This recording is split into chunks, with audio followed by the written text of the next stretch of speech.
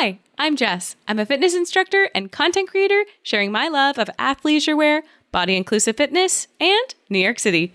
And this is Jess McKay Live, a podcast where I answer your questions about life, Lululemon, and love. Self-love. Let's get into it.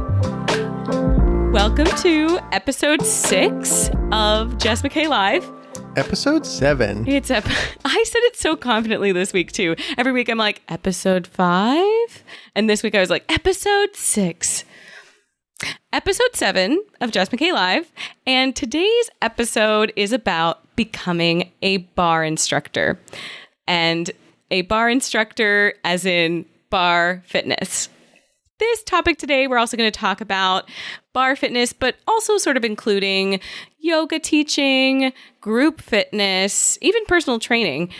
I don't have personal training certification myself, but just in general, if you want to get into the fitness industry as an instructor. Hey, Ryan, how's it going? It's good. This is going to be all you. I'm going to ask the questions and then have nothing to contribute to this. But we're going to start with a little discussion about Lululemon, and I think you're going to contribute to this. Okay. Just wanted to take a brief moment here to say that this is not a sponsored podcast. However, if you want to support me here, if you use the link in the description, it helps to support me in the form of a small commission. Thank you so much to everyone who has been using my link when shopping at Lululemon as a member of the Lululemon Collective. It just helps me to keep going with this content. So if you like this content, just keep using my link. Thank you so much. So before we get started into the topic of becoming a bar instructor, I wanted to talk about, surprise, surprise, Lululemon. First of all, we'll do a Lululemon Spotlight. This week's Lululemon Spotlight is the Charge Feel workout shoe. Now, I did talk about this in the last episode. We talked about the Charge Feel event, the launch event at the Soho Lululemon location that I went to. I was invited by Lululemon to go. But we've had now a couple weeks with the Charge Feel, or just 1 week? Couple weeks? I've had mine for a few weeks now, and I wanted to give a little bit more of a spotlight into my review on them. So the Charge Feel is Lululemon's second performance shoe. So the first one was the Bliss Feel. In between, we've had the Rest Feel slides. And then this is the second performance shoe, which is intended for workouts. Now, if you saw my unboxing video, you'll have seen all the description of the activities that this shoe is made for. Boxing, dancing, HIIT training, workouts, walking around.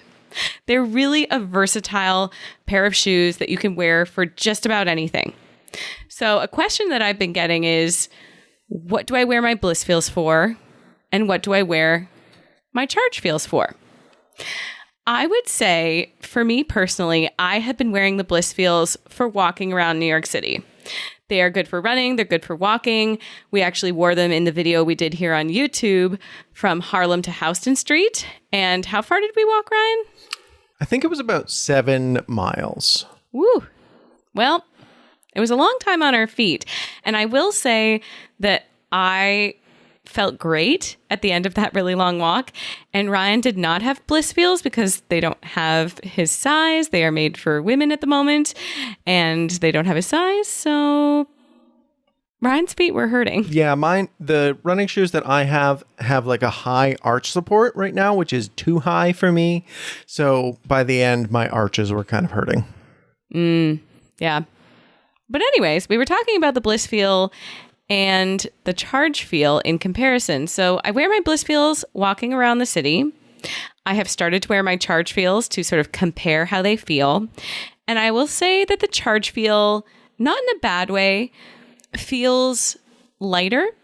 So it doesn't feel as sort of chunky, if that's a good description. It doesn't feel as heavy or structured. And it doesn't mean that it's fully flexible either, because I have had shoes in the past where I can fully point my toes, fully like even over accentuate the point and like a forced arch, and the shoe will come along with me. However, the Charge Feel still has enough structure that it does not do that. But I do find that it's slimmer and lighter, and helps you to be a little bit more agile. So I definitely think this would be good if you were taking like a HIIT class, fitness class, because you're not going to feel as like bogged down by your shoe. But for comfort, I would say they're relatively the same. I did also start trying the mid tops, which is really exciting because that is just a very different shoe. So the low tops, I would say, are comparable to the Blissfeel, whereas the mid top Chargefeel is just a completely different looking shoe and feel. The fabric comes up just to the ankle, and it's kind of like a sock material, so it doesn't feel stiff or uncomfortable if you're wearing shorter socks. But overall, I wore my mid tops. We were walking around New York City this weekend with Ryan's parents. They were in town, and I don't feel like these shoes need breaking in. They were just comfortable from the second I put them on until the end of the night after we'd walked like 12,000 steps. So I'm looking forward to when Lululemon drops shoes for men so that Ryan can get the experience of trying on Lululemon shoes. Me too. I wish that they fit me, but they don't. Right. And they have been designed for women first. So technically, Ryan's just got to wait till 2023. Right. Even if they had my size, they maybe wouldn't fit. Yeah, I'm not sure. And especially for you, because you have this issue with arches being too high. I'm curious to see how the Lululemon shoe for men is going to work for you. But anyways, that's my feeling about the Chargefeels. I'm really excited about them. I love the color options as well. I ended up getting Mink Berry for my mid-top Chargefeel, and I didn't have that in the Blissfeel. So for me, having a pink shoe just makes me happy inside. Makes my heart happy. And they're easy to style with outfits. Next up in our Lululemon discussion today, before we get to becoming a bar instructor, I just wanted to do a brief discussion because this week was my birthday and I'm celebrating all week.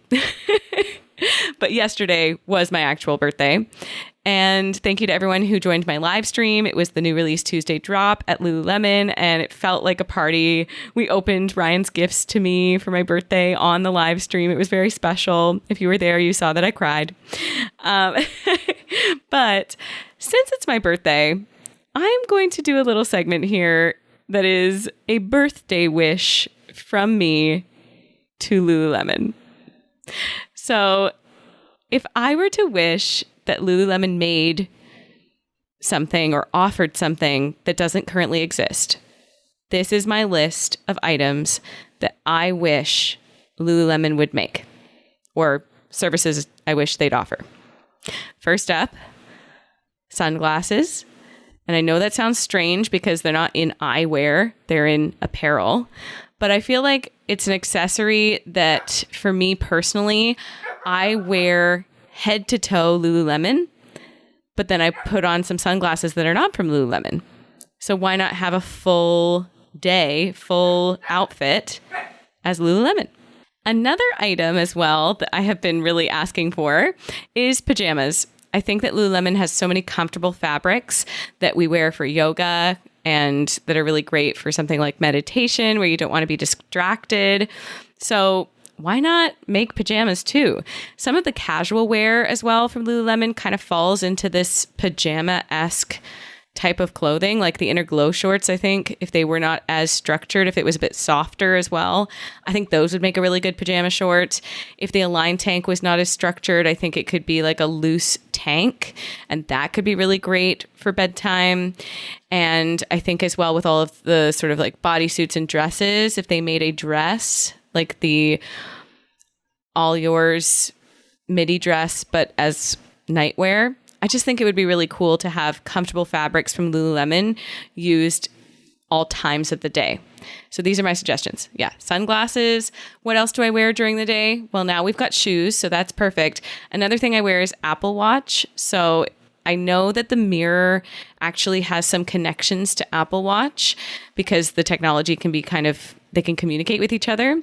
So why not have Lululemon Accessories Apple Watch bands that I can match my Apple Watch to my whole outfit? Could you imagine if they all matched? I think that would be really cool. Right. That is a big thing that they have is the specific fabrics, but they're also really good at getting cool colors. Yes, exactly. Yeah. So I feel like it would be really great to style with my whole outfit. Other things, luggage. I think that some Lululemon luggage would be great. They do a really great job of their accessories and their larger bags, their duffel bags.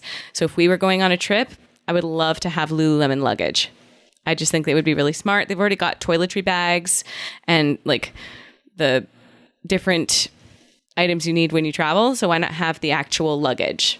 I think that would be really cool too. Do you have any suggestions, Ryan? I do. I was thinking about something that I need to get soon. Jess and I are going to a couple of weddings this fall. So I'm going to need to get myself a suit. And Lululemon had a blazer, the New Venture blazer, which didn't really fit me. It was like a little boxy to be the right size for me. And it was more of a like sport jacket rather than an actual suit jacket. But I just am dreading having to get a suit that is not stretchy material like all of Lululemon stuff. You keep talking about how great the commission long sleeve is. Yes. That comes from the men's Absolutely. section. So they've done it for dress shirts. Now do it for suits. I love that suggestion. I think there's more, like a phone case is something I've thought about too. Like, what do we use on an everyday basis that could be Lululemon? That would make sense. Anything you wear, anything you use. I mean, bed sheets. Oh, bed sheets would be amazing. Could you imagine? Super soft. And full towels. They have like mini towels. Yes. Like Full a full towels or hair towels for you. Oh, like a hair wrap. That would be amazing as well. So these are all of my birthday wishes. Lululemon, if you're listening. We have another big suggestion. Ryan and I have talked about this for a long time, but we have 2 Italian Greyhounds. These are small dogs that absolutely need clothes in the winter. Could you imagine how cute it would be if Lululemon offered like the Wonder Puff jacket, but for dogs? If Lululemon offered the scuba hoodie, but for dogs, like the scuba half zip or something. I don't know, an Align tank, Align pants, like how adorable. You could totally do a huge campaign with all of the dog influencers on Instagram and TikTok and everywhere. I just think it would be so cool. I think it'd be very smart to match your dog with your outfits as well. Yeah, that's the thing is you could get something that is similar, but Lululemon is so specific. So you were talking about the water drop that you're wearing right now. Yeah. And how similar it is to the denim. Soft denim. Soft denim and also The color soft denim. Yeah, also poolside, like a little brighter. And all these colors are like not quite. So it would be great if Lululemon actually made it and then you could match it perfectly. And Lululemon makes so many things from merino wool. How cute would it be, a merino wool sweater for the dogs? I just think there's lots of potential here. Dog boots. What about a dog carrier? Like a backpack. They already have the small City Nano Adventure backpack that dogs use that's gone viral on TikTok. So why not have an actual bag you could put your dog in for the airlines, like airline safety? You have requirements to make it the right size. How cool if Lululemon had luggage and like a dog carrier kind of accessory as well. I think it'd be so cool. Is it time to get into how to become a bar instructor? I think it is. So what we have planned out here is you did a blog post about this a couple months ago. So I've just written down the point form version of that, your tips for how to do it. And then we have questions from the audience about this topic in particular. Oh, wonderful. Becoming a bar instructor or a fitness instructor or fitness in general. Amazing. All right. Okay, so your first step here is try studios in your area. So if you want to become a bar instructor, number 1 tip, try fitness studios in your area. There are so many different ways to try fitness studios in your area. So there are programs like ClassPass, which are really great ways to get started. And there are also a lot of studios that offer introductory offers. So sometimes they do 3 classes for a reduced price. Sometimes studios even do a free class as your first class to sort of get you in through the door. So don't hesitate to look up your favorite studios on social media. Obviously, Google search, see what is in your area. But also ClassPass is a really great way to take lots of different styles and different studio classes. ClassPass is a program where you pay a monthly fee, and they give you credits towards studios in your area that are participating in a ClassPass membership. So for me, ClassPass is actually how I found Bar 3. And if you didn't know this already, I'm a Bar 3 instructor. I have been since 2016, and I absolutely love it. I grew up dancing. I grew up and ended up going to school for musical theater. So I've been trained in dance, but I had no prior experience when I started at Bar 3. So that's just a little background into my history getting into fitness and getting into specifically bar. But I found Bar 3 through ClassPass. So definitely try taking classes at different studios in your area, local area. It's going to give you an idea of what style of fitness you like and what you could see yourself teaching if this is something that you want to pursue. And I think it's really good advice, because it is one thing to say, I like bar, or I like Pilates, or I like kickboxing. And it's another thing to know specifically what it's like at that studio. So I feel like Bar 3 is different than other bar studios, and it would be good to know that before you really pursue that specific one. Absolutely. And you want to know if this is something you can really do realistically. How many classes a week do you take? If you really like a studio and you really like their style, it's a good idea to get a starter membership or a class pack or something like that, so that you can really see how the workout feels on your body. Because as an instructor, you're not always doing the full workout every time, but there's a strong likelihood you are going to have to be doing it many times a week. So knowing even how much the instructor does per class is good information to know. For example, some yoga teachers, they are mostly instructors and they don't really do the practice themselves. And that's actually that is on purpose. It's a technique. It's to allow the practice to be for your students and not for it to be sort of self-indulgent for yourself. However, some different studios, not that it's self-indulgent, but sometimes you need to show form and you need to show examples of things. And sometimes that requires you, for example, like reformer Pilates, you might end up having to demonstrate something on a machine. And maybe you have to carry heavy weights if you're doing HIIT training, and just lots of different things that it helps to take class in your local studio and be very aware and observational while you're taking classes. Point number 2 is befriend an instructor. Befriend an instructor. I think this is a really important thing to do, because if you are looking to get into the fitness industry, you want to be a teacher, I think it's really great to make connections. And no, you don't have to approach your fitness practice as something that you're going to befriend an instructor as the tactic to get into a studio, but it does not hurt to have a friendly ear to talk to ask for advice, to learn about different studios in your area that might be hiring. Having someone who is involved in the industry in your area can be extremely helpful for guidance on what path you should take for your fitness journey and your instructor journey. So make friends. Don't be afraid. Number 3 is research the training requirements. Yes. So this one in particular with bar fitness is very important. So different group fitness, personal training, yoga teaching, different programs have different requirements. So if you teach at, for example, let's say Pure Barre, that is a franchise studio. There are lots of them in the US, some of them in Canada. They have a very specific requirement for training at their studio. It is not the same training that you would receive at another bar studio, let's say Bar Method. It is different. So when you are interested in becoming an instructor for a certain type of fitness, first question would be, what are the local studios in your area and what do they require? A lot of them will write on their website if they have certain training programs that are specific. Often with yoga training, studios offer yoga teacher trainings. However, when you take those yoga teacher trainings, they are not necessarily exclusive. So many times, getting a yoga teacher training is pretty much universal.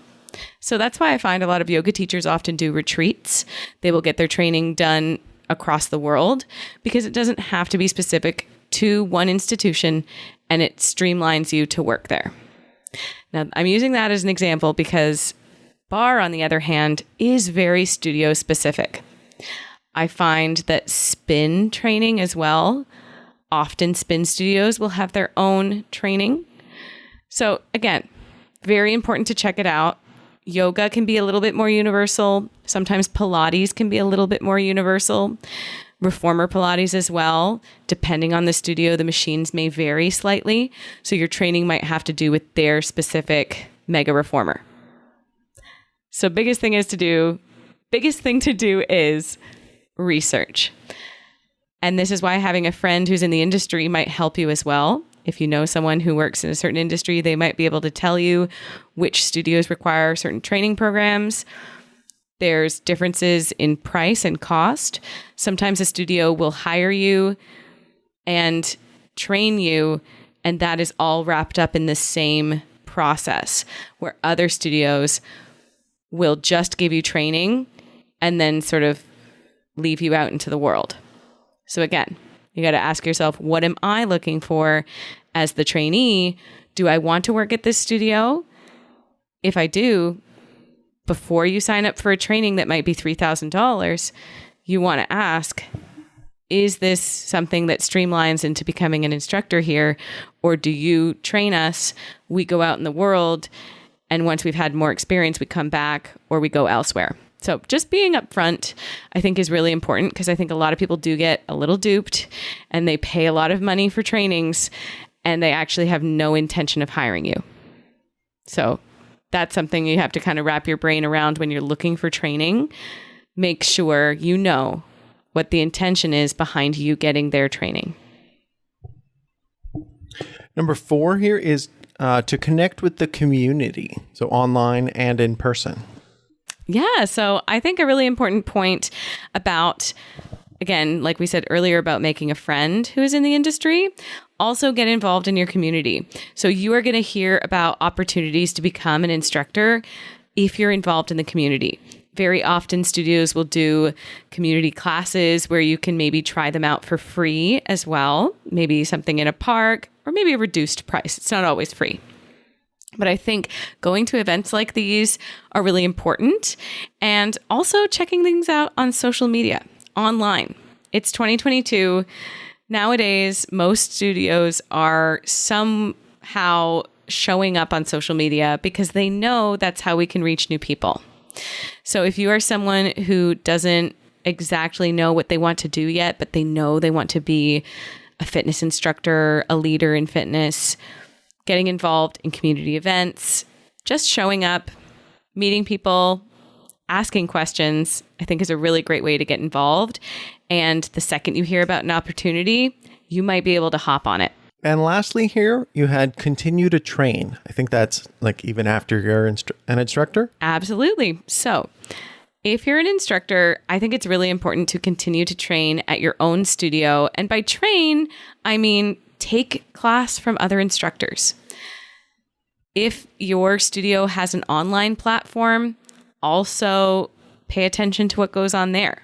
For example, I work at Barre 3 as a Barre 3 instructor. We have a digital platform that is slightly different than the classes that we teach as instructors in studio. But I'm constantly inspired and love to learn from these other trainers about how to lead a class, how to inspire people, how to keep energy high. And I love having that online digital platform as a resource. For example, as well, if you're a yoga teacher, continue to take class from your peers, but also continue to have a private practice, because sometimes, like I said, with yoga, you end up becoming an instructor or a teacher and you don't actually practice on your own. You don't make time for yourself to do that. So I say carve that time out of your schedule. It is really important to take time for yourself to be on the other side of the microphone. If you happen to have a microphone, I'm a bar instructor that we use microphones at our studio. So it is a different feeling to be on the other side, to listen to the playlists if there's music involved. I know spin is another style of fitness that is very heavily influenced by music. So by taking other instructors' classes and continuing to train in that way, it is really great to get exposed to new music styles and just see how someone uses music to help enhance their classes too.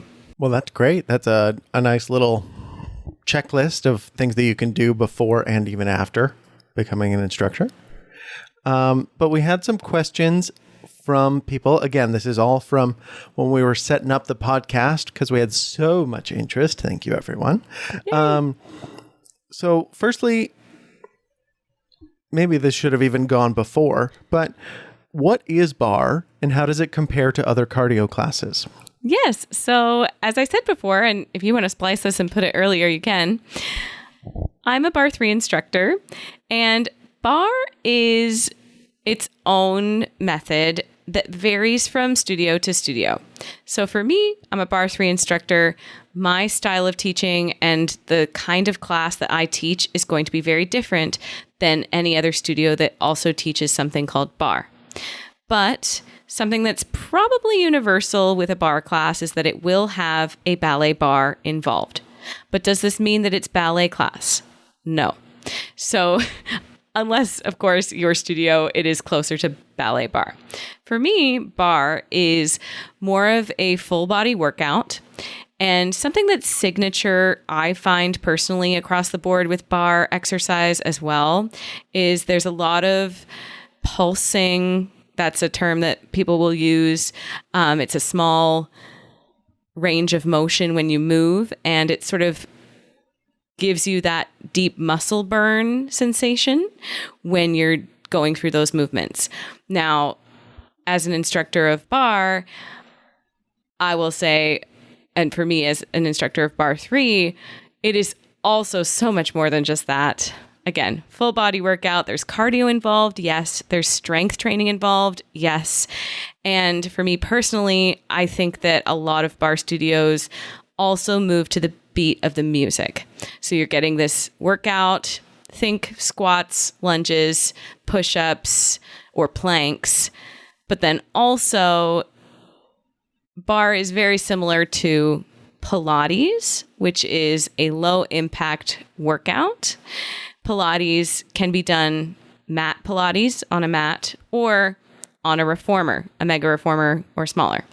So I am not trained in Pilates. However, I've taken a lot of Pilates in my life, and that is a training that I would be interested in, to be honest. But again, for me, I'd have to take my own advice, and I would have to take more class in my local area to see which style of Pilates I might want to get training in.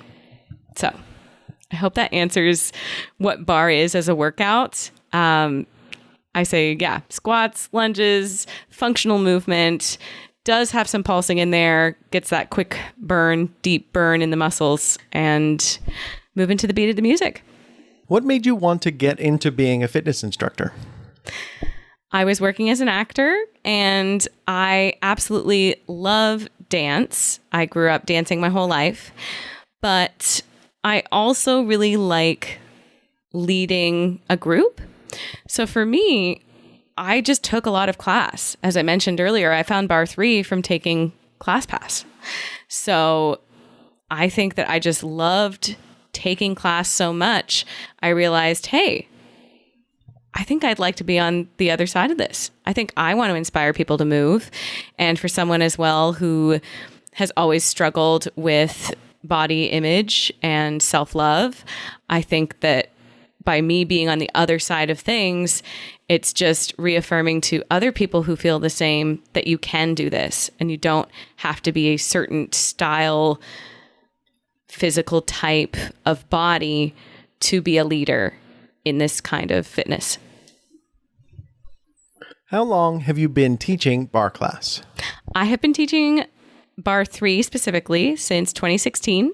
And I also got my yoga teacher training in 2019. So I did a 200-hour training, which is really the basic training.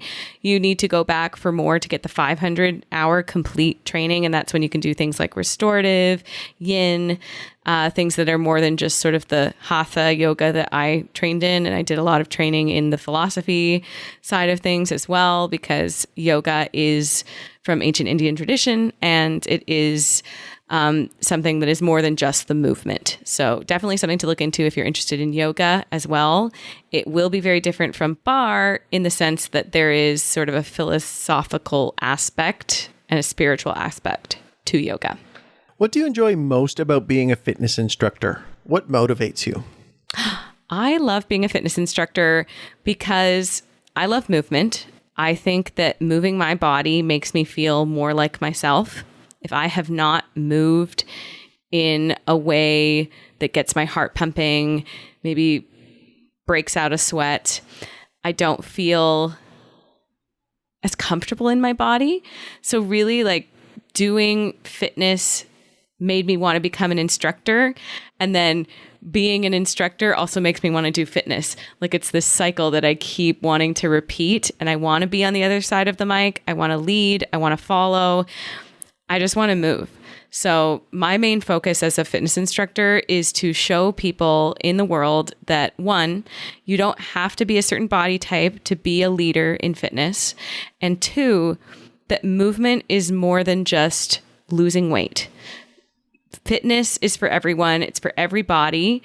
And I think there are so many other benefits other than breaking a sweat or losing weight than doing that with fitness than there are not. I didn't finish that sentence properly.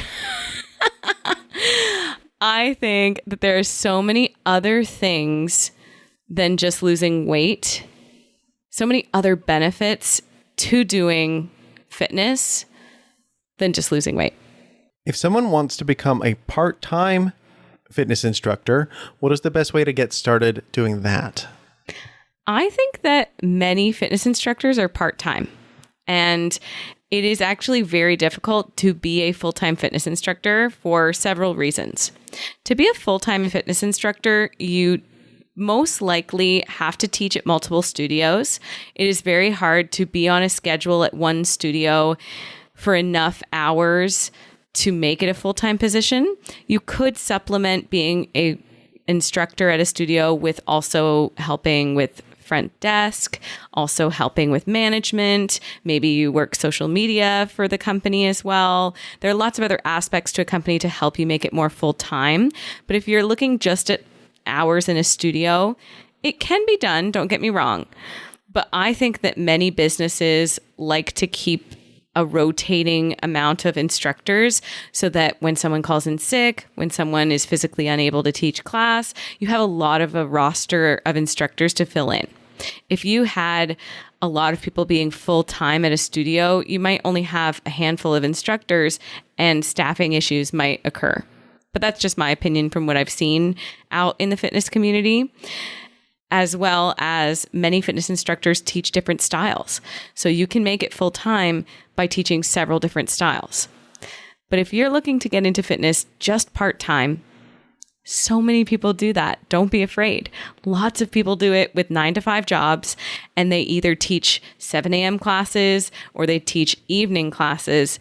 And like I said, because lots of studios like to have a big roster of instructors, it helps you to learn from your other instructors. You get time to train outside of your regular workday, and then you start to dabble in it, and then maybe you become part-time fitness instructor in the mornings or evenings. What is a memorable moment from being a fitness instructor for you? Oh my gosh.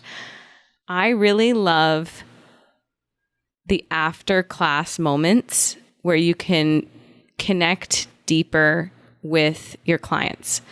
So after teaching, you've just spent X amount of time, let's say an hour, in a room full of people. And very often You're the one leading it. You're the one speaking, and you're not getting constant feedback from your clients. You're not getting like every person coming back to you saying, oh, this was good. Oh, I didn't like this. Oh, I don't understand this.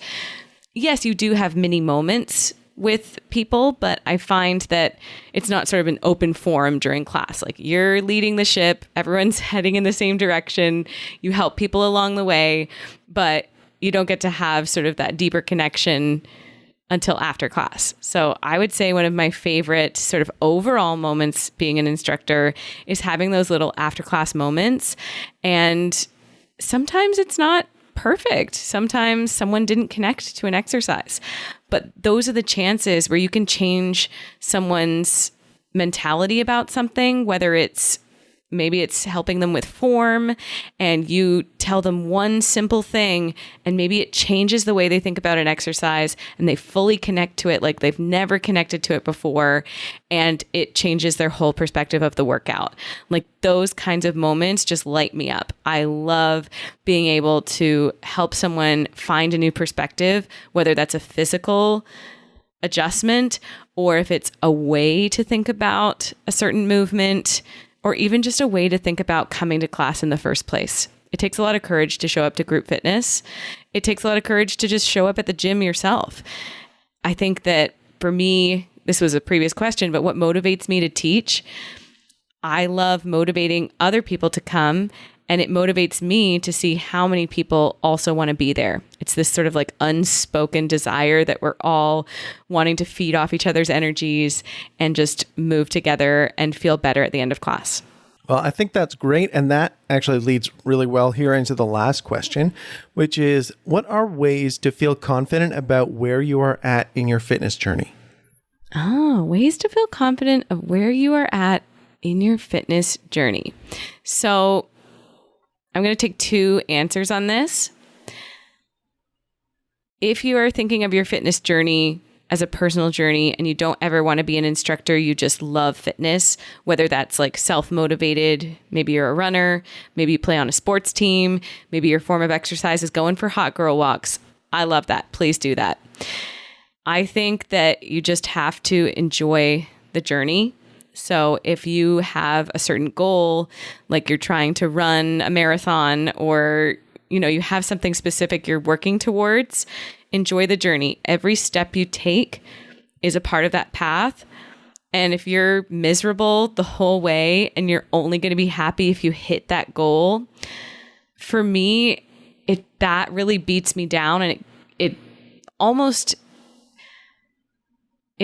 locks in that I'll never reach that goal, because I'm not having fun on the way there. So whatever your personal fitness journey is, celebrate those small wins. Celebrate that you are hopeful, that you believe in yourself, that you really do feel like you're going to reach that goal, whatever it may be. Then on the other side of this, same advice, different trajectory. If you are wanting to become a fitness instructor and you've taken class for a long time, you've taken my advice here, you've found which styles you like, you've budgeted for the training that you want to take, and you know exactly what you want to do, but there's roadblocks. Again, take it one day at a time. Always keep that fire going within yourself. Ask yourself, why am I doing this?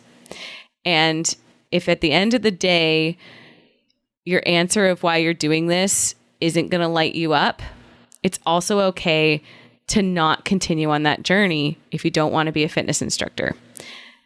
It might be that the type of fitness that you're looking to get into might not be the perfect fit for you and your lifestyle. And if you find that down the road, that's okay too. But taking it one day at a time, taking it one step at a time, enjoying the journey as you go. If those roadblocks come up, if a studio that you've been dying to teach at says no, there are a lot of studios. I promise you, if this really truly is your passion and you really want to do this, if that is a no, go to the next one. Go to the next one. And you're really pursuing something, don't be afraid to get other trainings. You can train in lots of different styles of fitness and make your way to the path that you're meant to do. And something that I haven't talked about in this whole episode is you can design your own fitness. If you have the training, you have the experience, and you want to teach online, you want to teach in a physical studio, but it's not built yet, who says you have to go with all of the franchises? Who says you have to go with all of the big companies and styles of fitness? Maybe you are meant to design your own. Maybe you love dancing and you want to create your own kind of dance, and that's going to be fitness for you and it's going to be your style. Who says I'm not going to do that sometime? So don't feel like you have to limit yourself to what's available in your local area. If you want to think outside the box and you've got the training and you've found training that's going to help you to do that, I say be an entrepreneur, do what you got to do, and reach the people you want to reach. Well, that's all the questions that I have from the people. I think we were more concise than we were expecting to be. I hope I gave enough background to what my experience is with fitness. I think so, especially because you come from musical theater, and that required a lot of training in itself and a lot of physical training. And maybe this wouldn't make sense to people that haven't had dance training, but all of the different styles of dance are a very different type of training. So you've been kind of practicing for this for your whole life, to be trying different styles of fitness and figuring out what works for you. Absolutely. And different styles of fitness have different requirements of you as an instructor. So if you are someone who really has always been told your whole life that you're very loud, maybe your style of teaching is not always going to be conducive for every style of fitness. And on the other hand of that, maybe your vocal type and your style of teaching is not going to be the same as other styles of fitness, and you're going to be better suited for something like yoga. But it also doesn't mean that you can't have someone with a super loud and big personality teach yoga as well. It's just how you do it. And different studios have different vibes. You got to find the one that fits for you. And like I said, if it doesn't fit for you, make your own. Because if your goal is to reach people and to make a difference with your fitness, with teaching movement and leading people and inspiring people, then you just have to find your pathway to get there. So I hope that this inspires you to do that. I absolutely love teaching barre, yoga, and like I said, who knows? Maybe I'll get another training. I feel like once you get one training, you just kind of want to stack one upon the other. But knowing when is a good time to do that as well is something to pay attention to, because sometimes yoga trainings are done over months and months. You do them on weekends, part-time, where other ones are intensive and they require you to come full-time for a month, and you can get the same amount of hours in. It's just depending on the studio that you're working with. So make sure to check online, do all your research, and don't be afraid to ask questions. If you want to ask me any questions, I'm here. Thank you so much, everyone, for listening to this episode. Don't forget, if you're shopping at Lululemon, don't forget to use my link. It just helps to support me here, and it helps to show Lululemon that you really enjoy my content. So thank you so much for being here. Don't forget to follow TikTok at JK McKay, Instagram at JK McKay, and subscribe to the channel. See you next time.